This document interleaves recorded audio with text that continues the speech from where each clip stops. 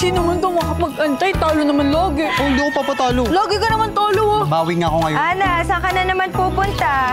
Kila Basti lang po, ma. Morning, tita! Huwag magpagabi, ha? Hindi ka pwedeng napupuyat. Immunocompromise ka, anak. Sige, tita! Sige po, ma. Ikaw, ang aga-aga mo nagyayaya maglaro. Talo ka naman lagi. Bawi nga ako. Sige, basta player number 1 ako. Dapat bato-bato, pick. O game! O game! O game! O game! O game! Bato, pick! Ah, tara na! Hindi. Oh. Dapat up to 3. Up to 3. Oo. Pag nanalo ka, up to 5. Hindi. Oh, sige. Hindi lang, ha? O, 3. O game! Bato, pick! Tuna. Isa na lang. Hindi, kaya pa yan. Epic comeback. Oh. Bato, pick! Ah! Tara na! Player number 1 Oo na. ako. Tara Labang na. nito. Sige na, ikaw na. Player number 1. Na naman ako. Labang nito. Babawi nga ako. Player number 1. Yeah! Player number 2 ko na naman.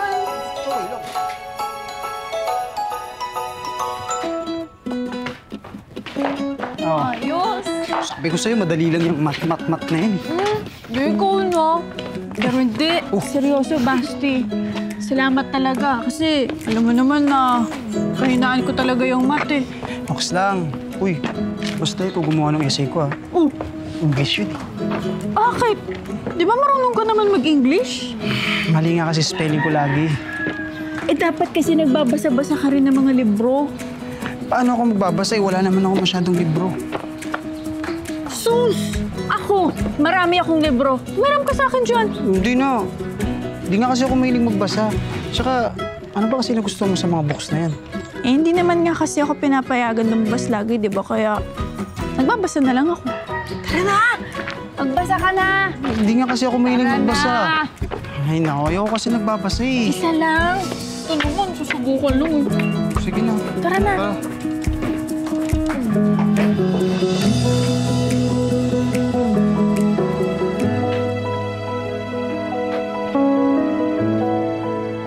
Ana, tara na! Sige ka, baka di tayo makuha ng grad pick. Oo nga! Inaantay na tayo ni ma'am. Eto na! Sabi ko naman kasi sa'yo, magkukumute na lang ako eh. Sumabay ka na nga. Ito gagastos pa eh. Iatid na nga kasi tayo. Oo nga. Pero alam mo naman na ayokong minamadali ako, di ba? Sige, bagalan natin. Ganito ka bagal?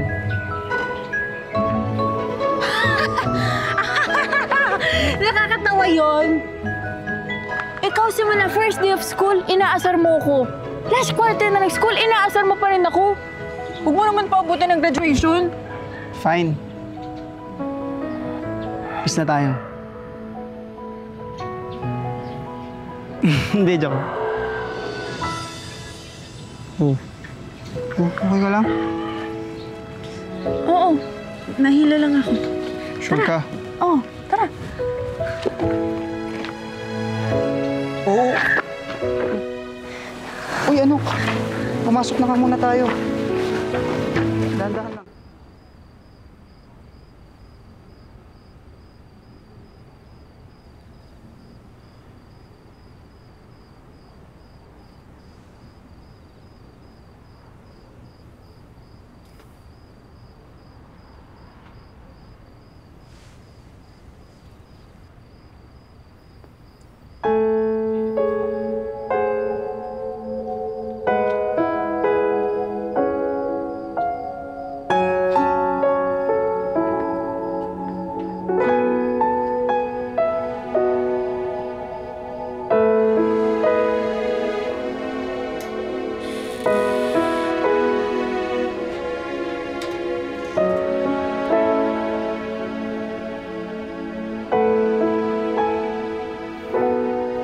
Hindi mo ba siya dadalawin? Hindi ko po alam, ma'am eh. Hindi ko pa alam kung anong sasabihin ko. Sasabihin? Ma'am, hindi ko po alam how to around someone who's dying. Ayoko siyang makitang dahan-dahang nagkakasakit. Lumalala. Gusto ko siyang maalalang malakas. Masaya. Ayoko ng pagdaanan ng pinagdaanan natin with Dad. Alam mo, when your dad was sick, Ang gusto niya, lumayo tayo. Para mas madali daw tayo makabitaw. Nung nawala siya, hindi ko naman inisip na sana makamove on ako. Or sana makalimutan ko lahat ng sakit na pinagdaanan niya. Ang iniisip ko,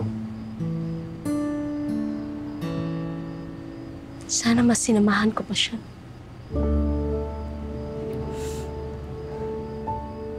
One week more. One day more. 1 minute more.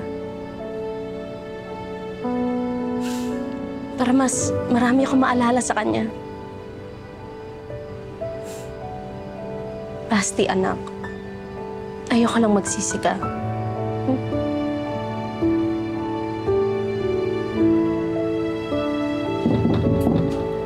Pasok po!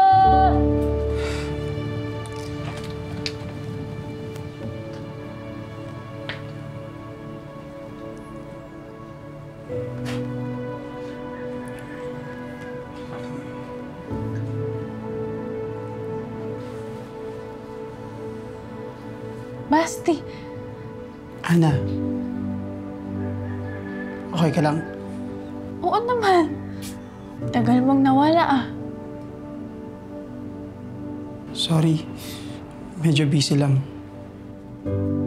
Ba't ka ba dyan nakatayo? Dito ka oh.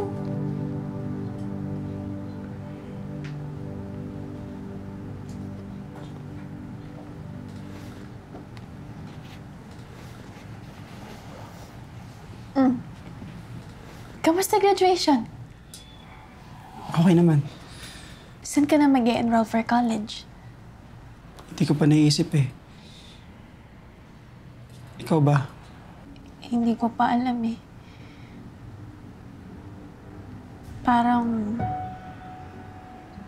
wala namang ding point kasi mukhang hindi naman ako aabot ng graduation, di ba?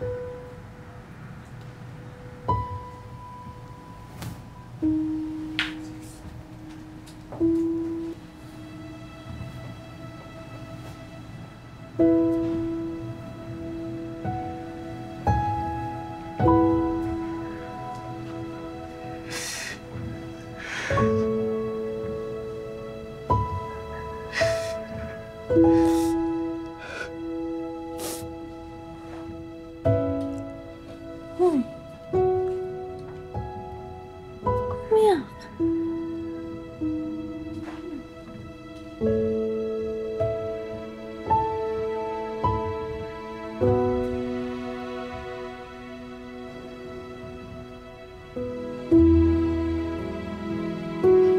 Oy, tara.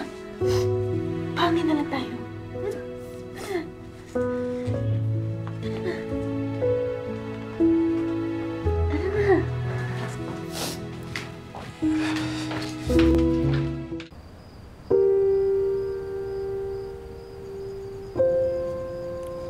Sorry. Huwag kang mag-sorry, Basti. Di mo naman to kasalanan eh. Ang gusto ko lang sanang marinig sa'yo, Basti eh. Yung excitement mo, yung kaba mo na magka-college ka na. Hindi ko naman na kasi yun mararanasan, di ba? Kaya yung mga bagay na hindi ko na may experience, sa mga kwento ko na lang mararanasan. Sa mga kwento mo.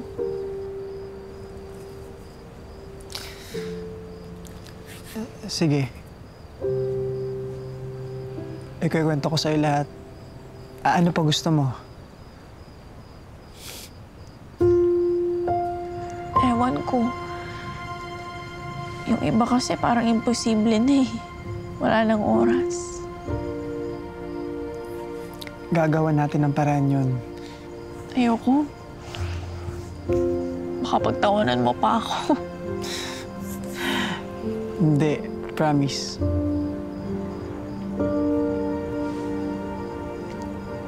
Gusto ko sanang pa-in love.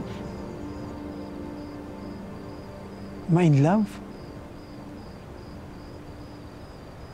Teka, Bakit yun naman yung naisip mong gawin? Ewan ko. Parang ang ganda-ganda niya kasi eh. Ang dami ko nang nabasang libro. Tapos, kapag pinapaliwanag dun kung ano siya, parang ang ganda-ganda niya. Hindi kasi ganun yun. Hindi ka basta pwede mag-decide na in love ka. Wow, dami mo namang alam. Na in love ka na? Hindi ko alam. Baka. Kanino? Basta, secret na yun. Anong feeling?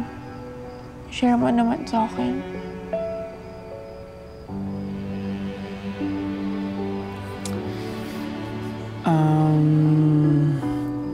Basta, masaya ako pag kasama ko siya. Pag tumitingin ako sa mga mata niya, parang tumitigil yung oras.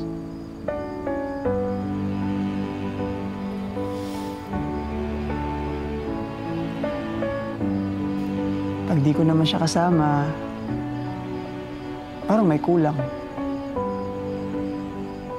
Alam mo yung umalis ka ng bahay nang walang wallet or susi or wala yung cellphone mo. Ganun yung pakiramdam.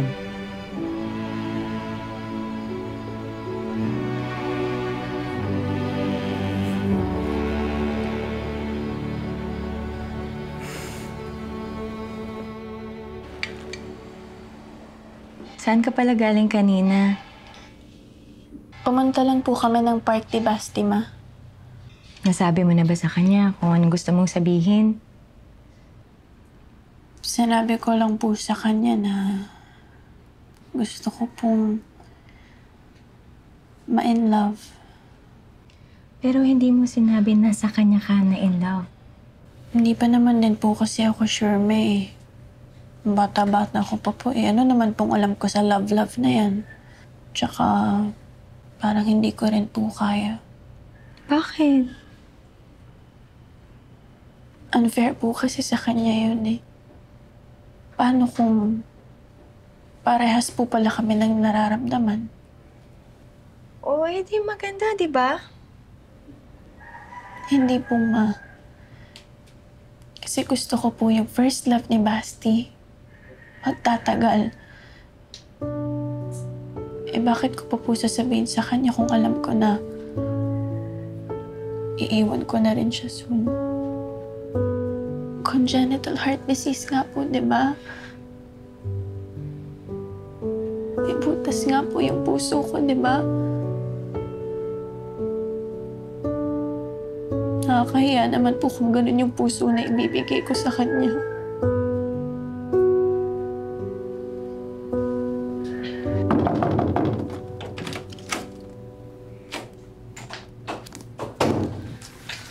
Oh, Basti, anong ginagawa mo dito?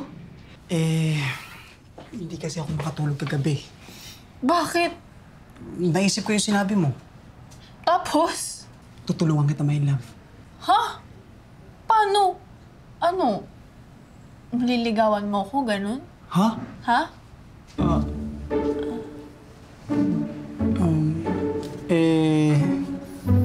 Never pa ako nanligaw eh. Di, subukan mo lang. Malay mo, ma-in-love ako sa'yo. Okay. Ay, hindi. Hindi. Hindi pala pwede. Wag. Bakit hindi? Kasi... Basta. Hindi, hindi pwede. Bakit nga? Kasi... ano eh... May iba akong gusto. Sino? Si Katie. Si KD? Yung pinsan ko? Oo, yung pinsan mo from the US na never naman uuwi ng Pilipinas. Sakto! Ha? Uuwi siya dito sa Pilipinas. Kasi dito na siya magka-college. Ha? Okay, sige. Susubukan natin gawing love. Yung crush-crush na yan. Ha? Hoy! Hoy! Wag! Bakit? Basti, wag na kaya! Ako bahala! Basti, wag! Diyan ka lang, ako bahala! Hoy! Basti, wag na!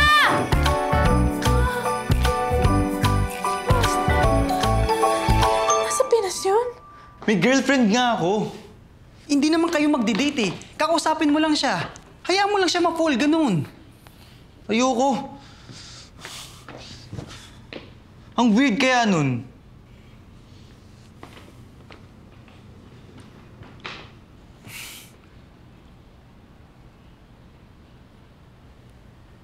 KD, kailan ako humingi ng favor sa'yo? Never pa. Ikaw, gaano ka kadalas humingi ng favor sa akin? Medyo madalas. Tignan mo. Tapos di mo ko pagbibigyan.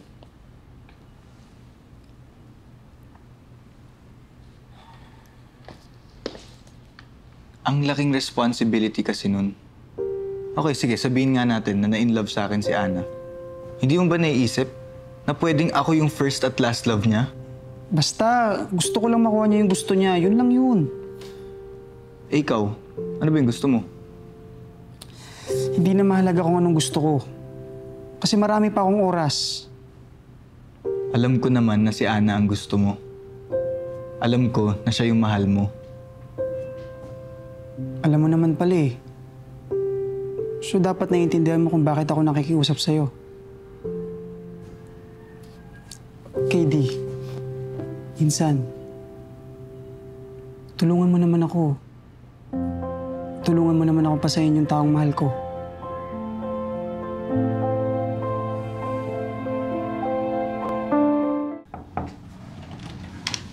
Ana, may bisita ka.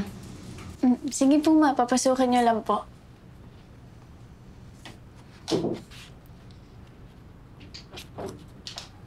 Ay, Ana. KD, anong ginagawa mo dito? Nasabi kasi sa akin ni Basti na hindi ka daw okay.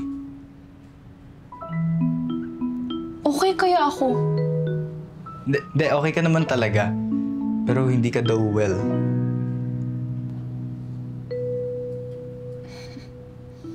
Hindi nga. Sige, upo ka.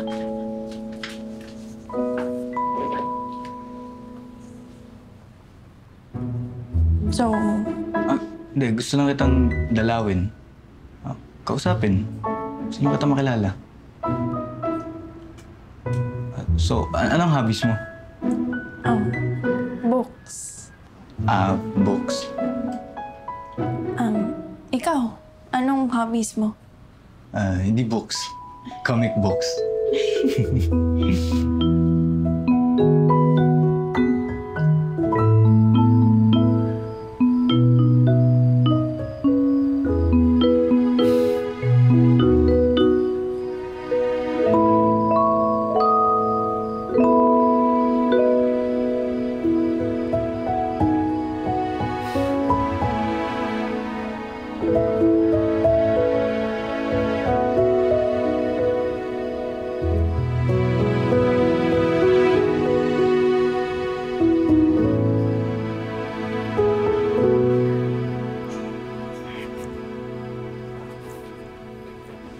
Oh, kamusta? Okay naman. Kwentuhan kami. Ano na pag-usapan niyo? Dami. Mga paborito niyang pagkain. Paborito niyang movies. Mga libro. Pati TV shows. Pero alam mo, may napansin lang ako. Halos parehas kayong dalawa ng favorite. Parang nga lang kumakausap ng babaeng Basti kanina.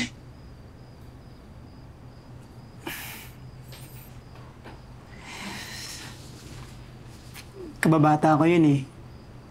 Parehas kami ng binabasa. Tsaka pinapanood. Pero okay si Ana no? Paano okay? Mabait. Sincere. Down to earth. Siya yung klase ng babae na hindi mahirap mahalin kung gusto mo talaga siya mahalin. At kung mahal mo talaga siya, siya yung tao na masarap sabihan na mahal mo siya. Tama, Kaz?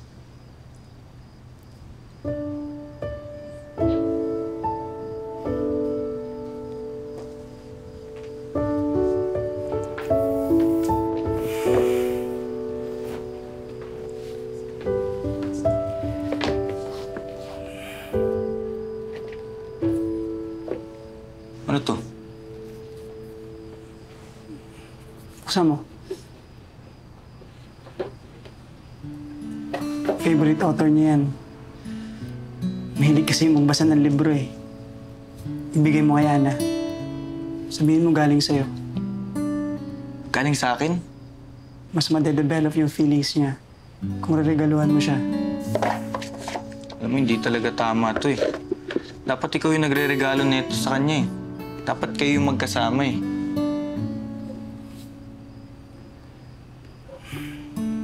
Gawin mo na lang para sa akin. Please.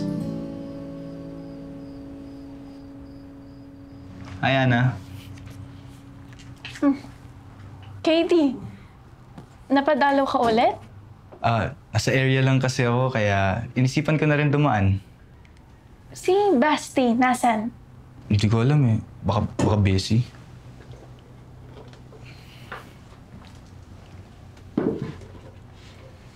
Ana, may regalo pala ako sa'yo. Ay, sweet mo naman. Dali, tingnan mo. Thank you.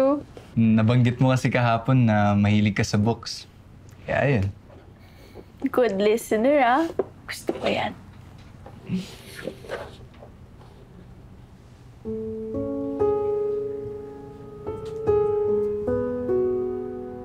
Sandali. Bakit?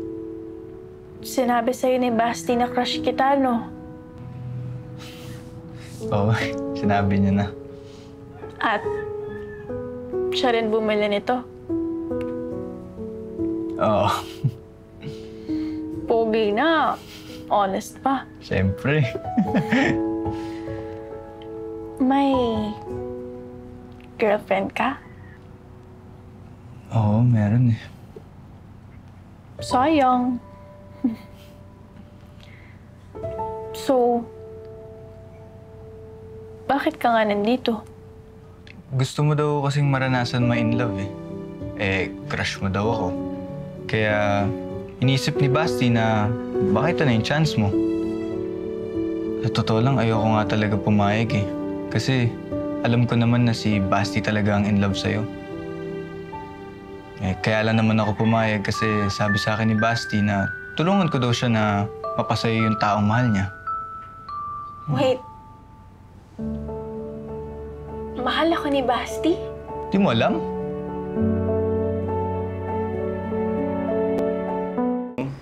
Hindi ko alam ba't di mo napapansin na mahal ka ni Basti. Sobrang obvious na kaya. Ako. Sa tingin mo ba, in love din ako kay Basti? Bakit ako yung tinatanong mo? Kasi nga hindi ko alam eh. Ano bang feeling ng love? Di ba may girlfriend ka? Oo, Mahal mo ba siya? hindi. Malamang mahal ko siya. Hindi ko naman siya magiging girlfriend kung hindi ko siya mahal, di ba? Ano bang feeling ng ma-in love? Tsaka, ano bang dapat maramdaman mo kapag mahal mo yung isang tao? Basta, pag mahal mo isang tao, gusto mo siyang laging kausap, kasama. Tapos, hindi mo alam kung magiging masaya ka pa ba kung wala siya. Baka kaya hindi mo alam kung mahal mo si Basti kasi lagi mo siyang kausap, lagi mong kasama. Tsaka, nandyan din siya para sa'yo. Baka kaya hindi mo napapansin yung love nyo kasi hindi naman maingay o pasikat si Basti. Tahimik lang siya. Parang bunong.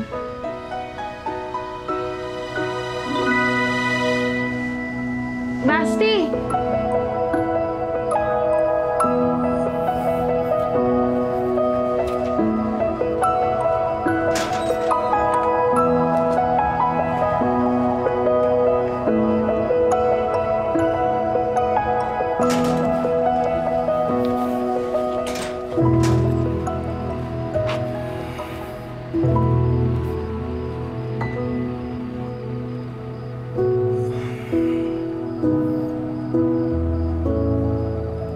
Ana, Inamin na sa akin ni KD yung pinagawa mo. galit ka ba sa akin? Hindi. Kasi sinabi niya rin sa akin kung bakit mo yun pinagawa. Bakit hindi mo sa akin sinabi? Nabasa ko rin kasi yung mga nabasa mong libro. Alam ko kung anong klaseng pag-ibig yung hinahanap mo. Yung tipong love at first sight. Ganon. Eh, paano naman tayo magkakaganon? Bata pa lang tayo, magkakilala na tayo. Hindi naman lahat ng love kailangan exciting at maingay eh. May pag-ibig na parang bulong. Maririnig mo lang kapag nakikinig ka. Makikita mo lang kapag hinahanap mo. At mararamdaman mo lang ng tuluyan kapag inamin mo.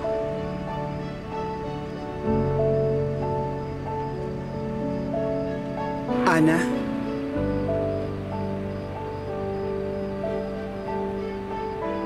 Mahal kita.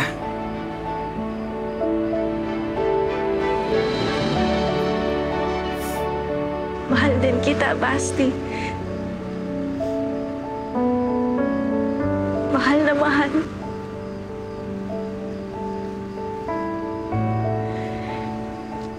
Hindi ko lang maamin sa'yo o masabi sa'yo o ni matanggap sa sarili ko kasi natatakot ako na masaktan ka lang tayo kapag wala na ako. Ayokong pagsisihan mo yung pag-ibig na to kapag wala na ako. Hindi, Ana. Mas malaki yung pagsisisihan ko kapag nawala ka nang hindi ko nasasabi yung nararamdaman ko sa'yo. Mas gugustuhin ko pumasaktan ng paulit-ulit. Kung panggagalingan ng sakit na yun, yung pagmamahal ko sa'yo. Hindi mo pagsisisihan na ako yung first love mo? Hindi. Hindi. Hindi ko rin pagsisisihan na ikaw yung last love ko.